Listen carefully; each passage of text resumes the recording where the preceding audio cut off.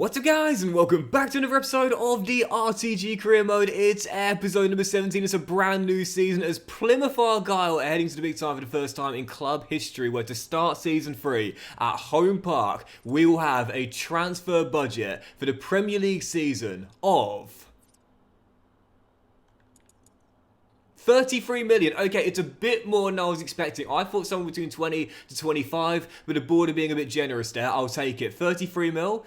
Yeah, that's the top end of the realistic budget. Yeah, I'm happy with that. Happy with that. I'd say that's the absolute most we possibly could have realistically expected. So I will take that. So it's just advanced one day in the calendar. We've now seen all of our players leave on freeze, including Bundu and Saxon Early and Ben Wayne. And now we've got no players. 19 players total in the squad.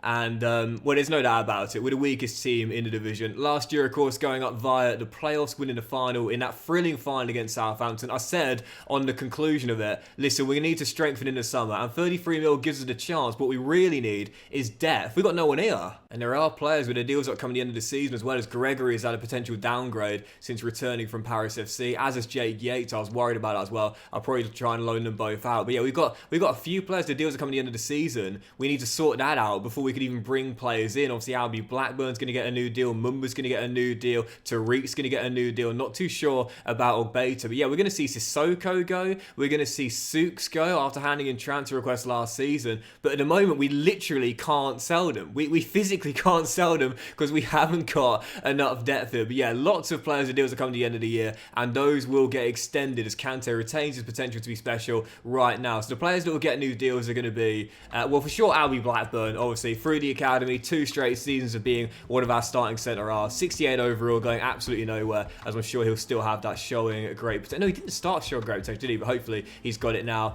Mumba's going to get a new deal, of course. Our fullback, fantastic, really solid, but can also play slightly further forward as well. Tariq Lamptey is going to get a new deal. Had a great first year of us in the Championship last season, and will stay as our starting right back. And Morgan's going to get one as well. As for Al Hajj, I'm not too sure, but Ogbeta and Souks almost definitely will be departing. To be fair, I might give Al Hajj a new contract because obviously Sissoko is due to leave. But anyway, even though we got 30 mil in the budget, I'm still looking for those freebies to start the season. Or I'll be honest, it's slim pickings this year, not much available to be honest. But as we always say, if you find someone who you really want, don't wait for the full scout report because the chances another team will snap him up. Bring him in whilst you've got the chance. And that's what I'm going to do with this lad, Lewis O'Brien, 27 years old, midfielder, former Nottingham Forest player, just been released by Nuno. But the reason I'm bringing him in, we got a small squad and we need energy and versatility. Like Vandenberg, this guy's got both of them. Let's bring him in. Any player that has stamina above 85 has a chance of signing for my team when they're available on a free transfer as well. Yeah, you know I'm going to be looking to bring them in. Very excited for this player. He's got some Premier League experience too, and at 27 still getting a little bit better. Welcome to Home Park. Lewis O'Brien, yeah, versatile player, can play full-back, can play on the flank, can play right through the heart in the middle and slightly deeper as well. Buzzing with his signing on a free, and again at 90 stamina, it means like Davey, he won't miss many games this season due to a lack of energy, that's for sure. And what I might do as well is possibly play him alongside Darko and move Davey slightly further forward. Not too sure, worth considering that. And there's still a couple of players here with really good energy I'd like to bring in. Lamine Fomba looks very good as well. You got Finello Becker, who I used in the St. Pauli career mode once. He's nothing but energy. Look at that stamina, you know I love that. But to be fair, Ogbeta's going to go, and we are going to need a new left back. Obviously the Premier League left back Matt Target is just being released by Newcastle, now 30, but with really low stamina. I don't want to bring him in despite his great technical ability. But Josh Tymon, who back in the day was one of the best young English talents. His career never really kicked on since his early years, but excellent stamina, balanced physicals, and decent technicals going forward and defensively as well. Released by Swansea, I'm bringing him in. Yup, when you've got a small squad, you need players like this. Tons and tons of energy, so they rarely need rest time, but can also play in a variety of positions. First, it was Lewis O'Brien, and now it's another left-footed player that will start for us at left-back. Welcome to Home Park, Josh Tymon. Again, at 27 years old, like O'Brien, in his mid-20s, not getting any worse, and could still still grow a couple of ratings as well. So I doubt it will start in Mumba's place, but more than enough to come in when our starting left back needs a breather. Another smart signing here on a free transfer. So just made a couple of quick sales. Souks has gone to Inter Miami to play alongside Lionel Messi, and Obeta has gone to Coventry as well. And I've just had a bid as our budget goes up to 30 mil from Leeds for Sissoko. I can't do it, man. I'm resigned to the fact I'm going to have to sell him, but I'm not selling him to a side that finished above us last season and now become our main rivals. Ibrahim, you can go wherever you want, but if you go there, talk about burning bridges. Anywhere but there, Sissoko. Mate, you can literally go anywhere you want, just not to Leeds, man, seriously. But, this is what I mean about you've got to pick those freebies up before they've had the full scout report. Because I was going to bring Bawado in, man. I don't think he's as good as he used to be, but that would have been a bargain on a freebie as a backup for Kante, man. Rob Holding's gone to Boca Juniors. The most interesting career path you will ever see.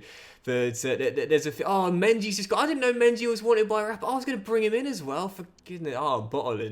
I'm bottling this. But to be fair, I think I am going to go after Mateus Fernandes, because against Sissoko is probably going to go. And we said last season how good this guy is. Missed that penalty against us in the final, but this is an absolute baller. I'm a massive fan of his in real life. He's going to solve my Sissoko problem. I'm bringing him in. He's too good for the Championship. I mean, far too good. And this is where we see the lack of intelligence in the transfer market in career mode, because last season he stayed at Southampton. Okay, maybe it could happen in real life. Probably not, but maybe. But for the next year, come on, he should have kicked him a fuss by now and requested a transfer. At his age, only 22, but already 80 rated. I mean, he's too good for the second tier. And what I'm going to do is try and soften this transfer fee, is offer them Sissoko, because Sissoko's going to go at some point anyway. But if we get him 22.5 mil plus Ibrahim, which I would say is around the current market valuation, that would probably be fair, I would say. And let's see what Southampton say to that. No, okay. Well, in that case, I'm going to have to ask them to come down and meet me at my level, because we don't have that amount of money to bring him in. It'll smash the club record fee by a massive amount. But for a player like this who is so special, it's worth it. And again, we can get it for close to valuation, which, you know, again, is realistic from EA. I think this is more of a coincidence, but it's realistic. 27.75 million, that'll be all our budget. We'll get a bit back for when we sell Sissoko, but... yeah, we might be smashing the record fee by a long distance, but for a player of this quality, it's got to be done. Yes, I am a massive fan of his in real life. He's silky, he's smooth, he's cool, he's only 20 years old. He is a superstar in the making, in my opinion. And while Southampton may well be going down coming the end of the season, I'm pretty sure the Premier League has not seen the last of Mateus Fernandes. And in this save, he's coming to the Premier League with us, and I'll get to use him for the first time ever on a 5-year, 45 grand a week deal, smashing the club record transfer fee. Welcome to Home Park, Mateus Fernandes. Oh, he's an unbelievable player. I mean, seriously, Southampton fans will tell you this, Sporting fans will tell you this. He is an unbelievable player at his early age, and no doubt about it. Whilst we've broken that club record fee by quite some distance, he'll be worth every single penny. Absolutely buzzing with this. I can't wait to use him for the first time, man. Yeah, we appreciate Sissoko's 2 years here, and I don't want him to go, but I'm not going to mind too much now we bought in Fernandes. His stats are absolutely phenomenal. Look at the passing, 83 and 84 with 80 for long shots, 81 ball control, 79 dribbling. I literally can't wait to use him for the first time ever. Haven't used him in FC yet. He's going to make the world of difference to our offense this year. But that's all our money gone though, so we're going to have to sell Sissoko now. And sell him we shall. Yep, Ibrahim Sissoko is off to Getafe for £9.5 million. Just gutted it had to end that way though. And like I said before, for me, I really want EA to change this. Like, seriously, let me talk to that player. Explain why they haven't played every single minute of every single game. But he might return at some point, but for now, he's off to Spain for just under £10 million. When you think about what we spent on Fernandes, it's not really that bad of an exchange, if you will, for those two players. So our budget now rises to just over 8 mil. There's enough for 1 or 2 more signings, I'd say, but they're not going to be superstars. They'll need to be bargain buys. And I think I'm going to promote a couple of players from the academy and try and loan them out as well. You've got Ginting here, who he's only 57 overall, but yeah, he's probably going to ask for a pro deal at some point. He's probably got the highest potential of the lot in this academy. And also Juan Reyes, that young Honduran lad we like the look of as well. So I'm going to loan them out. and evaluate them at the end of the season. But yeah, players aren't really growing that much on loan nowadays. When you used to loan players out, they grew massively and really quickly. But Finley's only up to 68 overall. Bella's only up to 67, and the winger, Barr, is 69. Loaning players does not equate to quick growth anymore. So just loaned out 2 of our youngsters. Alex Gregory is off to Young Boys for a couple of years. That's our backup goalkeeper at 65 overall. And also Juan Reyes, that Honduran left back, who to be fair looks really good, off to LAFC for 2 years. We'll keep our eyes on him there in the MLS. So our free scouts this season are going where? Well, of course, one is remaining in England, looking for those talents in the southwest or really anywhere in the country. And I said this before, but I don't like how you've got to specify a position. I really don't like that. You know, it's like, let me cast the biggest net possible. Look for any talent you can find in the southwest. But let's look for a striker. Let's look for an English striker as a backup for King Kante and see what we can find. What continents haven't we gone to yet? Haven't gone to Oceania yet, have we? Haven't gone there. And I mean, obviously Australia and New Zealand are big too, but you got a few of the islands available to scout now. We did Fiji in our last career mode. I wouldn't mind going Tonga, looking for a physically strong kind of player. More likely to be playing rugby than football, but why not? I want to keep scouting the new nations, man. It would be a miss not to use them this year. So let's look for a really tough tackling, strong, physically strong centre-half. Is there a way to specify? Can you not do like physically strong anymore? I guess not. But yeah, look for a centre-half or a stopper from Tonga and see what we can find. And as for our final scout, well, there's only one continent we haven't been to yet, and that is South America. So out of fairness, I really think we should go there. But there's only 3 new nations to scout this year. You've got Guyana, Trinidad and Tobago, and also Suriname as well. And to be fair, I wouldn't mind Suriname, and there's a reason for that. We've been focusing quite a bit on Dutch players in this save, obviously with Obispo and Vandenberg, but also last year we went to Indonesia and talked about the Dutch players that could represent Indonesia. Suriname also have a really heavy Dutch population, so I kind of like that. Plymouth Argyle with a bit of a Dutch feel to it in this save. Let's go Suriname, and let's look for, again, I don't like how you've got to specify this, I really don't, but let's go for a CM and a CAM as an understudy for Fernandez, who we just brought in as well. So Suriname, our 3rd and final country. Let's see who we get this year. Yeah, we might be from Devon. We've got a really heavy Dutch feel in this career mode. So in line with that, as we are looking for a backup striker for Kante this year now that Wayne has gone, I'd like to bring Jay Stansfield in at some point, but again, we've got to be careful with the money we've got remaining. So really, it's the freebies I'm looking at. Myron Boadu was available, but he's just gone to a fellow promoted side, Brighton. So I'm going to go after another Dutch player on a free to join Obispo and Vandenberg. Mohamed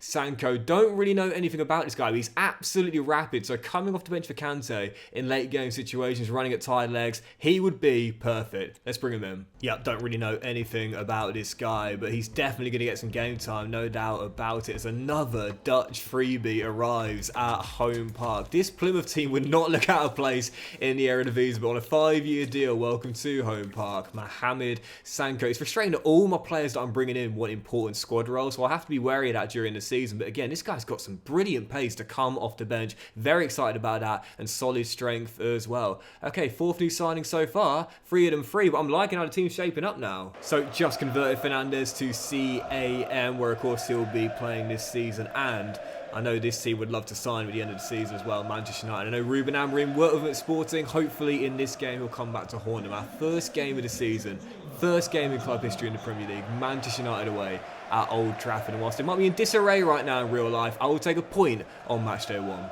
Come on, the Pilgrims. Normally in the transfer windows in my career modes, I do what you call balanced spending all across the board.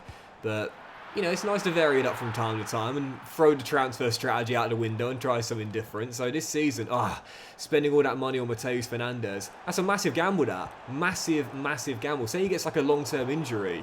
I mean, that's a huge blow. But not only that, we've got such a small squad. We've only got 2 players in the resis right now. So big decision to do that. But again, it kind of adds to the variety of the saves. I try and make my saves a little bit different each time. And something new this year. Gambling big, let's see if it pays off. 36 minutes in and we're behind. Marcus Thuram with the opener. Lamptey to Whitaker. Now into Davey, who was phenomenal for us last year. Pops it out wide to Janos. There is Fernandez. As Kante offloads it. Quick 1-2 between the pair. Brilliantly done!